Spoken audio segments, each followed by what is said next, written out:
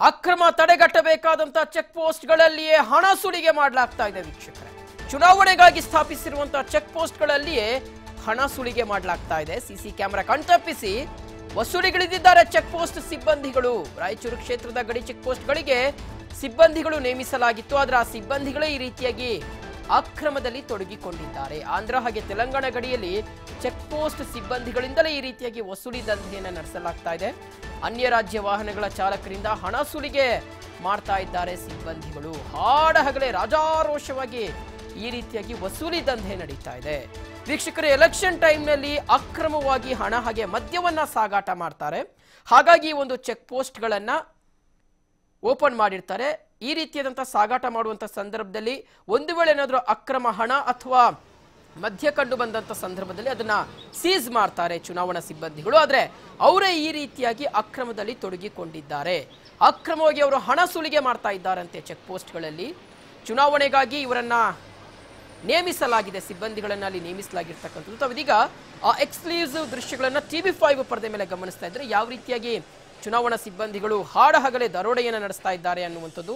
CC camera ಕಣ್ತಪ್ಪಿಸಿ ಈ ರೀತಿಯಾಗಿ ವಸೂಲಿಗಿಳಿದಿದ್ದಾರೆ. ನಿಜಕ್ಕೂ ಈ ರೀತಿಯಾಗಿ ಸಿಬ್ಬಂದಿಗಳೇ ನಡೆದುಕೊಂಡ್ರೆ ಯಾವ ರೀತಿಯಾಗಿ ಅಕ್ರಮವನ್ನು ತಡೆಗಟ್ಟಬೇಕು ಅನ್ನೋ ಒಂದು ಪ್ರಶ್ನೆ ಸಹಜವಾಗಿ ಉದ್ಭವಿಸ್ತಾರೆ.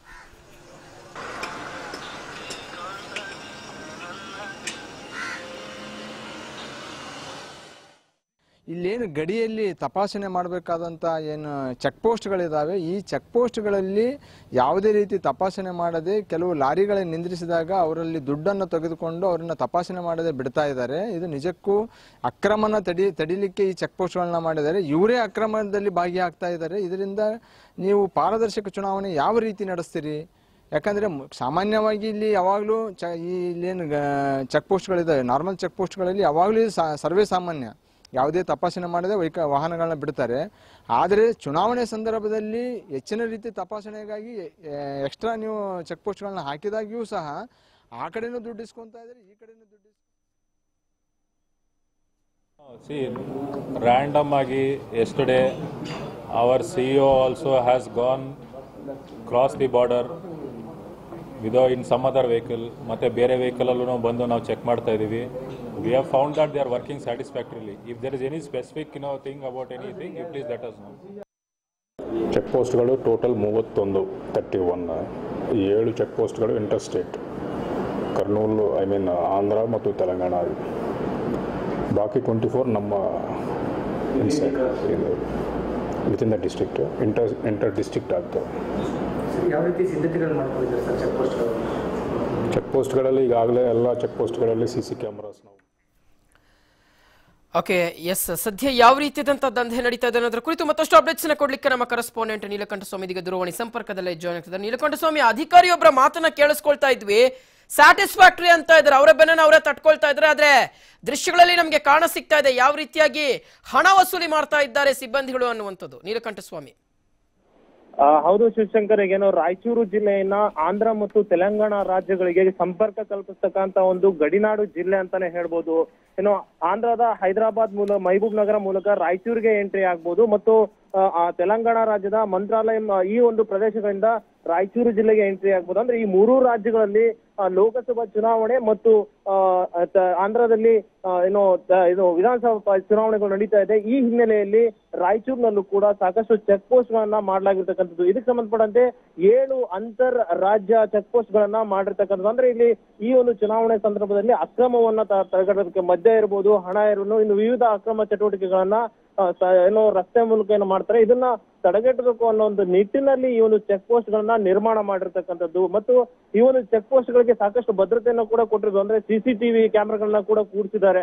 ಆದ್ರೂ ಕೂಡ ಇವೆಲ್ಲವುಗಳನ್ನ ಮೀರಿರ್ತಕ್ಕಂಥ ಪೊಲೀಸರು ಮತ್ತು ಈ ಸಿಬ್ಬಂದಿಗಳನ್ನು ಚೆಕ್ ಪೋಸ್ಟ್ ನಲ್ಲಿರ್ತಕ್ಕಂಥ ಸಿಬ್ಬಂದಿಗಳು ಆ CC ಕ್ಯಾಮೆರಾಕ್ಕೆ ಮಣ್ಣೆರಚಿ ಇಲ್ಲಿ ದಂಧೆಗೆ ನಿಂತಿರ್ತಕ್ಕಂಥದ್ದು. ಇದು ದಂಧೆ ಅಂತ ಹೇಳೋದಕ್ಕಿಂತ ಹೆಚ್ಚಾಗಿ ಇವರು ಇಲ್ಲಿ ಸಿಬ್ಬಂದಿಗಳು ಯಾವ್ದೋ ಒಂದು 10, 20, 50 ರೂಪಾಯಿಯ ಪುಡಿಗಾಸಿಗೋಸ್ಕರ ಇಂಥ ಒಂದು ಅಕ್ರಮಗಳಿಗೆ ಮತ್ತಷ್ಟು ದಾರಿ ಮಾಡ್ಕೊಡ್ತಾ ಇದ್ದಾರೆ ಅಂತಾನೆ ಹೇಳ್ಬೋದು ಶಿವಶಂಕರ್. ಯಾಕಂದ್ರೆ ಈ ಹಿಂದೆ ಕೂಡ ಸಾಕಷ್ಟು ಅಕ್ರಮಗಳನ್ನ ಆಗಿರ್ತಕ್ಕಂಥದ್ದನ್ನ ನಾವು ನೋಡಬಹುದು. ಇಂದಿನ ಕರ್ನಾಟಕ ವಿಧಾನಸಭಾ ಚುನಾವಣೆಯಲ್ಲೂ ಕೂಡ ಸಾಕಷ್ಟು ಅಕ್ರಮ ಹಣನ ಈ ಒಂದು ಚೆಕ್ ಪೋಸ್ಟ್ ಗಳಲ್ಲಿ ಹಿಡಿದಿರ್ತಕ್ಕಂಥದ್ದು, ಅಂತಾರಾಜ್ಯ ಚೆಕ್ ಪೋಸ್ಟ್ ಗಳಲ್ಲಿ.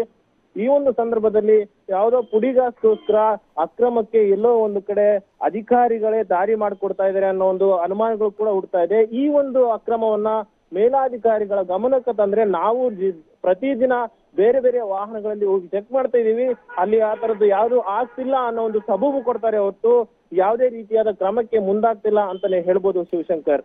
ಓಕೆ, ಅಧಿಕಾರಿಗಳೇನೋ ಬರ್ತಾರೆ, ಅವ್ರು ಬಂದಂತ ಸಂದರ್ಭದಲ್ಲಿ ಈ ರೀತಿದಂತ ದಂಧೆ ಮಾಡುವಂತ ಕೆಲಸವನ್ನ ಅಲ್ಲಿಗೆ ನಿಲ್ಲಿಸ್ತಾರೆ, ಮತ್ತೆ ಶುರು ಹಚ್ಕೊಳ್ತಾರೆ. ನೀಲಕಂಠ ಸ್ವಾಮಿ, ಇನ್ನು ಬೇರೆ ರಾಜ್ಯದ ಚಾಲಕರನ್ನ ಗುರಿಯಾಗಿಸ್ಕೊಂಡು ಈ ರೀತಿಯಾಗಿ ವಸೂಲಿ ಮಾಡ್ತಾ ಇದ್ದಾರೆ ಅನ್ನುವಂಥದ್ದು. ಸೊ ಏನ್ ಹೇಳ್ತಿದ್ದಾರೆ ಸ್ಥಳೀಯರು? ಹೌದು ಶಿವಶಂಕರ್, ಇದು ಮುಖ್ಯವಾಗಿ ಇಲ್ಲಿ ಹೈದರಾಬಾದ್ ಬೆಳಗಾವಿ ರಾಷ್ಟ್ರೀಯ ಹೆದ್ದಾರಿ ಮತ್ತು ಗುತ್ತಿಯಿಂದ ವಾಡಿವರೆಗೂ ಹೋಗ್ತಕ್ಕಂತ ರಾಷ್ಟ್ರೀಯ ಹೆದ್ದಾರಿಗಳು ರಾಯಚೂರು ಮುಖಾಂತರ ಈ ಚೆಕ್ ಪೋಸ್ಟ್ ಗಳ ಮುಖಾಂತರನೇ ಹೋಗ್ಬೇಕು. ಆದ್ರೆ ಇಲ್ಲಿ ಈ ಒಂದು ಸಿಬ್ಬಂದಿಗಳು, ಚೆಕ್ ಪೋಸ್ಟ್ ಸಿಬ್ಬಂದಿಗಳು ಇದನ್ನೇ ಒಂದು ಅಡ್ವಾಂಟೇಜ್ ಅಂತ ತೆಗೆದುಕೊಂಡು ಬೇರೆ ರಾಜ್ಯದಿಂದ ಬರ್ತಕ್ಕಂಥ ಲಾರಿಗಳು ಅಂದ್ರೆ ಮಾಲ್ ಗಾಡಿಗಳು ಇರ್ಬೋದು ಮತ್ತು ಯೆಲ್ಲೋ ಬೋರ್ಡ್ ಗಾಡಿಗಳು ಏನಿರ್ತವೆ ಈ ಗಾಡಿಗಳನ್ನ ನಿಲ್ಲಿಸ್ತಕ್ಕಂಥ ಕೆಲಸ ಮಾಡ್ತಿದ್ದಾರೆ. ಅವರಿಂದ ಒಂದಷ್ಟು ಹಣ ಕೀಳ್ತಕ್ಕಂಥ ಕೆಲಸ ಮಾಡ್ತಿದ್ದಾರೆ. ಇಲ್ಲಿ ಚೆಕ್ ಪೋಸ್ಟ್ ಚುನಾವಣೆ ಚೆಕ್ ಪೋಸ್ಟ್ ನ ನಿಯಮ ಏನಿದೆ ಅಂದ್ರೆ ವಾಹನಗಳನ್ನ ತಪಾಸಣೆ ಮಾಡೋದಕ್ಕೆ ಹೊರತು ಅಲ್ಲಿ ಯಾವುದೇ ರೀತಿಯಾಗಿ ಅವರ ಡಾಕ್ಯುಮೆಂಟ್ ಗಳನ್ನಾಗ್ಲಿ ಚಾಲಕನನ್ನ ವಿಚಾರಣೆ ಮಾಡೋದಾಗ್ಲಿ ಇಂತಹ ಕೆಲಸಗಳನ್ನ ಮಾಡಬಾರ್ದು. ಆದ್ರೆ ಇಲ್ಲಿ ಸಿಬ್ಬಂದಿಗಳು ಮಾಡ್ತಾ ಇರೋದೇನಂತಂದ್ರೆ ಅವರ ಒಂದು ಚಾಲಕರ ಹತ್ರ ನೇರವಾಗಿ ಕೈ ಚಾಸ್ತಕ್ಕಂಥ ಕೆಲಸ. ಅಂದ್ರೆ ಕ್ಯಾಮ್ರಾ ಸಿಸಿ ಕ್ಯಾಮ್ರಾ ಇದ್ರೂ ಕೂಡ ಸಿಸಿ ಕ್ಯಾಮ್ರಾಗಳಿಗೆ ಮಣ್ಣೇರಿಸ್ತಕ್ಕಂಥ ಕೆಲಸ. ಅಂದ್ರೆ ಹಾಕಿರ್ತಕ್ಕಂಥ ಚೆಕ್ ಪೋಸ್ಟ್ ಪಕ್ಕದಲ್ಲಿ ಹಿಂದ್ಗಡೆ ಆಮೇಲೆ ಲಾರಿಗಳ ಹಿಂದೆ ಹೋಗಿ ಚಾಲಕರ ಹತ್ರ ಹಣ ಕೀಳ್ತಕ್ಕಂಥ ಕೆಲಸ ಮಾಡ್ತಿರ್ತಕ್ಕಂಥದ್ದು ನಿಜಕ್ಕೂ ನಾಚಿಕೆಗೇಡಿನ ಸಂಗತಿ ಅಂತಾನೆ ಹೇಳ್ಬೋದು ಶಿವಶಂಕರ್. ಇನ್ನಾದ್ರೂ ಅಧಿಕಾರಿಗಳು ಈ TV5 ನ ನ್ಯೂಸ್ ನೋಡಿ ಎಚ್ಚೆತ್ತುಕೊಂಡು ಮುಂದಿನ ಕ್ರಮಕ್ಕೆ ಕೈಗೊಳ್ತಾರ, ಮುಂದಿನ ಕ್ರಮ ಮಾಡ್ತಾರ ಅನ್ನೋದು ಕೂಡ ಕಾದ್ ನೋಡ್ಬೇಕಾಗಿರ್ತಕ್ಕಂಥದ್ದು ಶಿವಶಂಕರ್. ಓಕೆ ನೀಲಕಂಠ ಸ್ವಾಮಿ, ಧನ್ಯವಾದ ತಮ್ಮೆಲ್ಲ ಮಾಹಿತಿಗಾಗಿ. ವೀಕ್ಷಕರು, ಈಗ ಒಂದು ಇನ್ಫಾರ್ಮೇಶನ್ ನಮ್ಗೆ ಅಪ್ಡೇಟ್ ಆಗ್ತಾ ಇದೆ ಬ್ಯಾಕ್ ಎಂಡ್ ಟೀಮ್ ಇಂದ. ರಾಯಚೂರು ಜಿಲ್ಲಾಧಿಕಾರಿಗೆ ನಾವು ಕರೆ ಮಾಡಿದಂತ ಸಂದರ್ಭದಲ್ಲಿ ಇದನ್ನ ಸುಳ್ಳು ಸುದ್ದಿ ಅನ್ನೋಂತೊಂದು ಮಾತನ್ನ ಹೇಳಿರ್ತಕ್ಕಂಥದ್ದು. ಹಾಗಾದ್ರೆ ಸುಳ್ಳು ಸುದ್ದಿ ಅಂದ್ರೆ ವಿಜುವಲ್ಸ್ ಅಲ್ಲಿ ನಾವು ಗಮನಿಸ್ತಾ ಇದ್ದೀವಿ, ಜಿಲ್ಲಾಧಿಕಾರಿಗಳೇ ನಿಜಕ್ಕೂ ಅಕ್ರಮವನ್ನ ತಡೆಗಟ್ಟಬೇಕಾದಂತಹ ಸಿಬ್ಬಂದಿಗಳೇ ಈ ರೀತಿಯಾಗಿ ವರ್ತಿಸಿದ್ರೆ ಹೇಗೆ ಅನ್ನುವಂಥದ್ದು. ಇನ್ನು ನಮ್ಮ ಪ್ರತಿನಿಧಿ ಒಂದು ಇನ್ಫಾರ್ಮೇಶನ್ ಅನ್ನ ಕೊಡ್ತಾ ಇದ್ರು. ಅವರು ಬೇರೆ ಆ ವಾಹನಗಳಲ್ಲಿ ಇರ್ತಕ್ಕಂತಹ ಆ ಸರಕು ಅಥವಾ ಯಾವ ವಸ್ತುಗಳಿದೆ ಅದನ್ನ ಮಾತ್ರ ಚೆಕ್ ಮಾಡಬೇಕಾಗುತ್ತೆ, ಅದನ್ನ ಬಿಟ್ಟು ವಾಹನಗಳ ಡಾಕ್ಯುಮೆಂಟ್ಸ್ ಅನ್ನ ಚೆಕ್ ಮಾಡ್ತಾ ಇದ್ದಾರೆ ಅನ್ನುವಂಥದ್ದು. ಅಂದ್ರೆ ಒಂದ್ ರೀತಿಯಾಗಿ ಡೈವರ್ಟ್ ಮಾಡ್ತಾ ಇದ್ದಾರೆ ಚಾಲಕರಿಂದ. ಅಂದ್ರೆ ಒಂದಷ್ಟು ಗೊಂದಲಗಳನ್ನ ಅಲ್ಲಿ ಕ್ರಿಯೇಟ್ ಮಾಡಿ ಆ ಮುಖಾಂತರ ಅವರಿಂದ ವಸೂಲಿ ಮಾಡುವಂತಹ ಕೆಲಸವನ್ನ ಆ ಸಿಬ್ಬಂದಿಗಳು ಮಾಡ್ತಾ ಇರ್ತಕ್ಕಂಥದ್ದು ಅನ್ನುವಂಥದ್ದು. ಯಾಕಂದ್ರೆ ನಮ್ಗೆಲ್ಲರಿಗೂ ಗೊತ್ತಿದೆ, ಚುನಾವಣೆಯ ಸಂದರ್ಭದಲ್ಲಿ ಅಕ್ರಮವಾಗಿ ಹಣ ಸಾಗಾಟ ಆಗಿರ್ಬೋದು, ಮದ್ಯ ಸಾಗಾಟ ಆಗಿರ್ಬೋದು, ಅಥವಾ ಆಮಿಷಕ್ಕೆ ಒಳಪಡುವಂತಹ ವಸ್ತುಗಳು ಏನಿದ್ದಾವೆ ಆ ವಸ್ತುಗಳನ್ನ ಬೇರೆ ರಾಜ್ಯದಿಂದ ಅಥವಾ ಅಂತಾರಾಜ್ಯದ ಮಧ್ಯೆ ಈ ರೀತಿಯಾಗಿ ಸಾಗಾಟ ಮಾಡುವಂಥದ್ದು ಹೆಚ್ಚು ನಡೆಯುತ್ತೆ. ಅದನ್ನ ತಡೆಗಟ್ಟಬೇಕಾದಂತಹ ಕೆಲಸವನ್ನ ಚುನಾವಣಾ ಆಯೋಗ ಮಾಡುತ್ತೆ. ಹಾಗಾಗಿ ಸಿಬ್ಬಂದಿಗಳನ್ನ ಅಲ್ಲಲ್ಲಿ ನೇಮಿಸುತ್ತೆ. ಆದ್ರೆ ಸಿಬ್ಬಂದಿಗಳೇ ಈ ರೀತಿಯಾಗಿ ವರ್ತಿಸೋದ್ರಿಂದ ನಿಜಕ್ಕೂ ಅಕ್ರಮಕ್ಕೆ ಬ್ರೇಕ್ ಹಾಕೋರು ಯಾರು ಅನ್ನೋ ಒಂದು ಪ್ರಶ್ನೆ ಸಹಜವಾಗಿ ಈ ಸಂದರ್ಭದಲ್ಲಿ ಉದ್ಭವಿಸ್ತಾ ಇದೆ. ಎಷ್ಟೇ ಬ್ಯುಸಿ ಇದ್ದರೂ ಏನೇ ಕೆಲಸಗಳಿದ್ರು ಫಸ್ಟ್ ಹೋಗಿ ಎಲ್ಲರೂ ತಪ್ಪದೆ ಮತ ಚಲಾಯಿಸಿ ಒಳ್ಳೆ ಅಭ್ಯರ್ಥಿನ ಆಯ್ಕೆ ಮಾಡಿ. ನಮ್ಮ ಸರ್ಕಾರ ನಮ್ಮ ಹಕ್ಕು. ಸೊ ಹಾಗಾಗಿ MP ಎಲೆಕ್ಷನ್ಸ್ ಬರ್ತಾ ಇದೆ, ನಾನು ವೋಟ್ ಮಾಡ್ತಾ ಇದ್ದೀನಿ, ನೀವು ಸಹ ವೋಟ್ ಮಾಡಿ ಈ ಒಂದು ಜವಾಬ್ದಾರಿನ ಸರಿಯಾಗಿ ನಿಭಾಯಿಸ್ಕೊಳ್ಳಿ. TV5 ಅಭಿಯಾನದಲ್ಲಿ ನಾನು ಸಹ ಕೈ ಜೋಡಿಸ್ತಾ ಇದ್ದೀನಿ, ನೀವು ಸಹ ಕೈ ಜೋಡಿಸಿ. ಎಲ್ರಿಗೂ ಒಳ್ಳೆಯದಾಗಲಿ.